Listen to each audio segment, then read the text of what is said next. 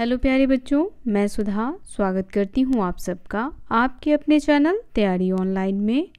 आज की इस वीडियो में बच्चों हम पढ़ने वाले हैं कक्षा 9वीं की हिंदी पाठ्य पुस्तक संचयन भाग 1 का चौथा अध्याय। शीर्षक है हमारा मेरा छोटा सा निजी पुस्तकालय, जिसके लेखक हैं धर्मवीर भारती। तो बच्चों, यहाँ लेखक जो हैं वह अपने निजी पुस्तकालय के बारे में बता रहे हैं। पुस्तकालय इट मीन्स लाइब्रेरी, जहाँ पे अनेकों पुस्तकें जो हैं वह रखी रहती हैं जिसे हम पढ़ते हैं। अब लेखक इसमें किस बारे में बात कर रहे हैं, तो वो अपने निजी पुस्तकालय के बारे में बता रहे हैं कि उन्होंने अपना एक निजी पुस्तकालय बनाया है जिसमें लेखक के द्वारा संग्रहित पुस्तकें रखी हुई हैं। तो चलिए हम इसे पढ़ते हैं और देखते हैं कि लेखक ने अपने निजी पुस्तकालय में कौन कौन सी पुस्तकें जो हैं वह रखी हैं। अब लेखक बात कर रहे हैं जुलाई 1989 की, जुलाई 1989 की। कहते हैं बचने की कोई उम्मीद नहीं थी। 3 जबरदस्त हार्ट अटैक, एक के बाद एक तो ऐसा कि नब्ज बंद, सांस बंद, धड़कन बंद, यानी सब कुछ बंद। डॉक्टरों ने घोषित कर दिया कि अब प्राण नहीं रहे, यानी डॉक्टरों ने लेखक को मृत घोषित कर दिया था। उसके बाद लेखक कहते हैं पर डॉक्टर बोर्सेस ने फिर भी हिम्मत नहीं हारी थी। उन्होंने 900 वॉल्ट्स के शॉक दिए, भयानक प्रयोग, लेकिन वे बोले कि यदि यह मृत शरीर मात्र है तो दर्द महसूस ही नहीं होगा। सही बात है बच्चों, यदि शरीर मृत हो तो उसमें किसी भी प्रकार का दर्द महसूस नहीं होता। जब तक हम जीवित हैं तभी तक हम सभी चीज़ों को महसूस कर पाते हैं। आगे कह रहे हैं कि यदि कहीं भी जरा भी एक कण प्राण शेष होंगे तो हार्ट रिवाइव कर सकता है, यानी जो हमारा हार्ट है वह क्या करेगा, वह चलना शुरू कर देगा। प्राण तो लौटे, पर इस प्रयोग में 60% हार्ट सदा के लिए नष्ट हो गए। लेखक कह रहे हैं कि डॉक्टर ने जो किया उससे उनकी सांसें तो चलने लगी, लेकिन 60% हार्ट जो था वह खराब हो चुका था। केवल 40% ही बचा हुआ था, जिस वजह से लेखक जीवित बच सके। उसमें भी 3 अवरोध यानी 3 ब्लॉकेज थे। अवरोध मतलब होता है बच्चों रुकावट। अवरोध शब्द का अर्थ होता है रुकावट। तो उसमें भी 3 ब्लॉकेज थे। ओपन हार्ट ऑपरेशन तो करना ही होगा, पर सर्जन हिचक रहे थे। सर्जन किसे कहते हैं बच्चों? जो ऑपरेशन करते हैं उन्हें सर्जन कहते हैं। तो सर्जन जो था वो ऑपरेशन करने से हिचक रहे थे कि पता नहीं क्या होगा। केवल 40% हार्ट है। ऑपरेशन के बाद न रिवाइव हुआ तो मान लीजिए ऑपरेशन करें और फिर यह हार्ट काम करना बंद कर दे तो यह भय जो है वह सर्जन के मन में था। अब तय हुआ कि अन्य विशेषज्ञों की राय ले ली जाए, तब कुछ दिन बाद ऑपरेशन की सोचेंगे। तब तक घर जाकर बिना हिले डुले विश्राम करें, यानी उनको बेड रेस्ट की सलाह दे दी गई। बहरहाल ऐसी अर्ध मृत्यु की हालत में वापस घर लाया जाता हूँ। मेरी जिद है कि बेडरूम में नहीं, मुझे अपने किताबों वाले कमरे में ही रखा जाए। किताबों वाले कमरे में रखा जाए। ध्यान दीजिएगा बच्चों, लेखक क्या चाहते हैं कि उन्हें बेडरूम में नहीं बल्कि जहां उनका निजी पुस्तकालय है, किताबों वाला कमरा जिसे उन्होंने अपना निजी पुस्तकालय बना रखा है, वो वहां पर लेटना चाहते हैं। उन्हें चलना, बोलना और पढ़ना मना किया गया था कि ये 3 काम वह नहीं करेंगे, क्योंकि उनके हार्ट में प्रॉब्लम था जिससे उनकी समस्या गंभीर हो सकती थी। इसीलिए डॉक्टरों ने सलाह दी कि वह ना तो चलेंगे, ना बोलेंगे और ना ही पढ़ेंगे। फिर भी वह क्या जिद कर रहे थे कि उन्हें किताबों वाले कमरे में रखा जाए। आगे बता रहे हैं कि दिन भर परे परे दो ही चीज़ें देखता। अब वो दो चीज़ें क्या देखते थे, देखिए, ये रहे हमारे लेखक धर्मवीर भारती जी और ये हैं उनका छोटा सा निजी पुस्तकालय। तो कहते हैं दिन भर परे परे वह दो ही चीज़ें देखा करते थे।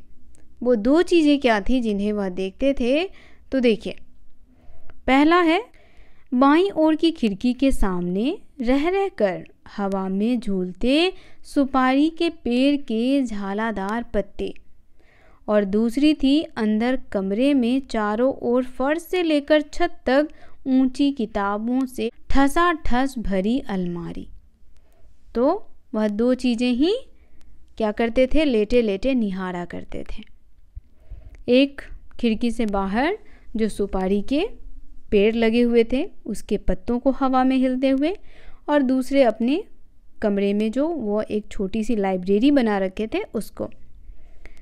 अब देखिए, लेखक बताते हैं कि बचपन में परी कथाओं में जैसे पढ़ते थे कि राजा के प्राण उसके शरीर में नहीं तोते में रहते हैं, वैसे ही लगता था कि मेरे प्राण इस शरीर से तो निकल चुके हैं।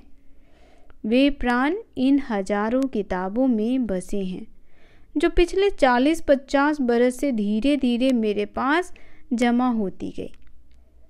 तो बचपन में जैसे बच्चों कहानियाँ आप लोगों ने भी सुनी होगी, फेरी टेल्स। लेखक बताते हैं कि मैंने भी फेरी टेल्स सुने हैं और हमने सुना है कि राजा का प्राण जो है वह किसके शरीर में था, तोते के। तो कहते हैं इसी प्रकार मेरे जो प्राण थे वह मेरे हजारों किताबों में थे, मेरे प्राण उसी में बसे हुए थे। और ये जो हजारों किताब थे बच्चों, उन्होंने पिछले 40-50 सालों में इकट्ठे किए थे। अब आगे लेखक बताते हैं कि यह सारी किताबें जो हैं वह कैसे जमा हुई, संकलन की शुरुआत कैसे हुई। संकलन करना यानी कि इकट्ठा करना। कैसे उन्होंने किताबों को इकट्ठा करना शुरू किया, यह कथा बाद में सुनाऊंगा। अब किताबों के संकलन की जो बात है वह कहते हैं बाद में बताऊंगा। पहले यह बताना ज़रूरी है कि किताबें पढ़ने और सहेजने का शौक़ कैसे जागा। बहुत कम बच्चे ऐसे होते हैं जो अपनी किताबों को पढ़ते हैं और उन्हें संभाल करके रखते हैं। बहुत सारे बच्चे ऐसे होते हैं जो किताब पढ़े, एग्ज़ाम हुआ, उसके बाद वह उसे छोड़ देते हैं, यानी उससे उनका रिश्ता ख़त्म हो जाता है। तो लेखक बता रहे हैं कि मुझ में किताबों को पढ़ने और उसे सहेजने का शौक़ कैसे जागा, पहले यह जान लीजिए। बात कब की है, बचपन की है, और उस समय आर्य समाज का सुधारवादी आंदोलन अपने पूरे जोश पर था। मेरे पिता आर्य समाज रानी मंडी के प्रधान थे और माँ ने स्त्री शिक्षा के लिए आदर्श कन्या पाठशाला की स्थापना की थी। अब देखिए, इनके माता पिता दोनों ही पढ़ाई के प्रति बहुत ही जागरूक थे। पिता किस में शामिल थे, तो पिता जो थे वह आर्य समाज का जो सुधारवादी आंदोलन चल रहा था उसमें शामिल थे, वह उसके प्रधान थे। और माँ जो थी वह स्त्री शिक्षा के लिए पाठशाला स्थापित कर रही थी, वह स्त्री शिक्षा को बढ़ावा देने के लिए स्कूल खोल रही थी। पिता की अच्छी खासी सरकारी नौकरी थी। वर्मा रोड जब बन रही थी तब बहुत कमाया था उन्होंने, लेकिन मेरे जन्म के पहले ही गांधी जी के आह्वान पर उन्होंने सरकारी नौकरी छोड़ दी थी। आह्वान शब्द का अर्थ होता है बच्चों बुलावा। क्या होता है, बुलावा, या आप कह सकते हैं पुकार। तो उस समय हमारे देश में अंग्रेज़ों का शासन था और गांधी जी जो थे वह अंग्रेज़ों के विरुद्ध में थे। वह चाहते थे कि अंग्रेज़ जो हैं वह हमारे देश को छोड़ करके चला जाए और हमारे देश को स्वतंत्र कर दे। लेकिन कुछ भारतवासी थे जो उनके गुलाम थे, जो उनकी नौकरी करते थे, तो वह यह भी चाहते थे कि लोग उनका बहिष्कार करें, जिस वजह से लेखक के पिता ने अपनी सरकारी नौकरी छोड़ दी। हम लोग बड़े आर्थिक कष्टों से गुजर रहे थे। अब नौकरी छूट जाने के बाद तो बच्चों आर्थिक कष्ट होगा ही, पैसे कहाँ से आएंगे। फिर घर में नियमित पत्र पत्रिकाएं आती थीं, आर्य मित्र साप्ताहिक, वेदोदम, सरस्वती, गृहिणी और 2 बाल पत्रिकाएं खास मेरे लिए, एक बाल सखा और दूसरा चमचम। तो बच्चों, बाल पत्रिकाएं तो आप लोगों ने भी पढ़ी होंगी। मैंने भी बचपन में खूब सारी बाल पत्रिकाएं पढ़ी हैं, जिसमें मुझे अभी याद है कि मैं चंपक बहुत पढ़ा करती थी। आप लोग भी कमेंट करके हमें बताएं कि आप लोग कौन सी बाल पत्रिकाएं पढ़ना पसंद करते हैं। तो देखिए, लेखक के लिए जो बाल पत्रिकाएं आती थीं उसका नाम था बाल सखा और चमचम, जिसमें परियों, राजकुमारों, दानवों और सुंदर राजकन्याओं की कहानियाँ और रेखा चित्र हुआ करती थी। मुझे पढ़ने की चाट लग गई, यानी आदत लग गई। चाट लग जाना यानी आदत लग जाना, यानी पढ़ने में मज़ा आने लगा। हर समय पढ़ता रहता। खाना खाते समय थाली के पास पत्रिकाएं रख कर पढ़ता। अपनी दोनों पत्रिकाओं के अलावा भी सरस्वती और आर्यमित्र पढ़ने की कोशिश करता। यानी पत्रिकाओं के साथ साथ वह जो अन्य पत्रिकाएं आती थीं घर में, सरस्वती और आर्यमित्र, उसे भी पढ़ा करते थे। तो यह पढ़ने का शौक़ था उन्हें, जैसे हमें भी पढ़ने का शौक़ होता है। हम भी कुछ अच्छी सी पत्रिका उठा लेते हैं, उसे पढ़ते रहते हैं। आगे कहते हैं कि घर में पुस्तकें भी थी, उपनिषदें और उनके हिंदी अनुवाद, सत्यार्थ प्रकाश। घर में कई उपनिषद, कई पुस्तकें उनके यहाँ थीं, जिसमें कहते हैं कि हिंदी अनुवाद में था सत्यार्थ प्रकाश। सत्यार्थ प्रकाश के खंडन मंडल वाले अध्याय पूरी तरह समझ तो नहीं पाता था, पर पढ़ने में मज़ा आता था। तो जिस उम्र में हम बाल पुस्तिकाएं पढ़ते हैं, उस उम्र में लेखक सरस्वती और आर्यमित्र, सत्यार्थ प्रकाश जैसी पुस्तिकाएं भी पढ़ते थे। और कहते हैं कि कुछ बातें उन्हें समझ नहीं आती थी, लेकिन पढ़ने में मज़ा आता था तो वह उसे पढ़ लेते थे। मेरी प्रिय पुस्तक थी स्वामी दयानंद की एक जीवनी, रोचक शैली में लिखी हुई थी, उनके चित्रों से सुसज्जित। तो उनकी प्रिय पुस्तक कौन सी थी बच्चों? जिसमें स्वामी दयानंद की जीवन कथा लिखी हुई थी। जीवनी यानी कि जीवन की पूरी कहानी, स्वामी दयानंद की पूरी जीवनी, उनके जीवन में घटित होने वाली सारी घटनाएं। तो वह उन्हें पढ़ने में बहुत ही अच्छा लगता था, और उसमें उनके चित्र भी दिए हुए थे, तो और मज़ा आता है। मान लीजिए कि कोई पुस्तक है और उसमें कहानी के साथ साथ पिक्चर्स भी दी हुई हैं, चित्रें भी दी हुई हैं, तो पढ़ने में और मज़ा आता है ना। तो लेखक कहते हैं कि उनकी प्रिय पुस्तक थी स्वामी दयानंद की एक जीवनी। सुसज्जित यानी सजी हुई। सुसज्जित शब्द का अर्थ होता है बच्चों सजी हुई। वे तत्कालीन पाखंडों के विरुद्ध आदम्य साहस, आदम्य कहने का अर्थ है बच्चों जिसे दबाया न जा सके, और पाखंड कहने का अर्थ है ढोंग, दिखाने वाले अद्भुत व्यक्तित्व थे।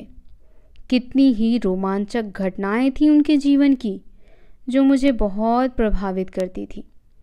तो कहते हैं जब वह उनके जीवन के बारे में पढ़ते थे तो बहुत सारी रोमांचक घटनाओं के बारे में उन्हें पता चलता था, जिससे वह प्रभावित होते थे। आगे बताते हैं कि चूहे को भगवान का भोग खाते देखकर मान लेना कि प्रतिमाएं भगवान नहीं होती। प्रतिमाएं कहने का अर्थ है बच्चों मूर्तियाँ। कहते हैं कि मूर्तियाँ भगवान नहीं होती। बहुत सारे लोग हैं जो ऐसा मानते हैं कि भगवान कहाँ हैं? हमारे मन में निवास करते हैं, वह हमारे अच्छे कर्मों में निवास करते हैं। कुछ लोग मूर्तियों में भगवान को देखते हैं, कुछ लोग मन में देखते हैं। अब घर छोड़ करके भाग जाना, जो सन्यासी लोग होते हैं वह गृह का त्याग कर देते हैं। वह तमाम तीर्थों पर जाते हैं, जंगलों, गुफाओं, हिम शिखरों पर साधुओं के बीच घूमना और हर जगह उसकी तलाश करना। किसकी? भगवान की। वह ढूंढते हैं कि भगवान कहाँ हैं और भगवान क्या है। वह किसकी खोज में निकल गए थे? सत्य की खोज में।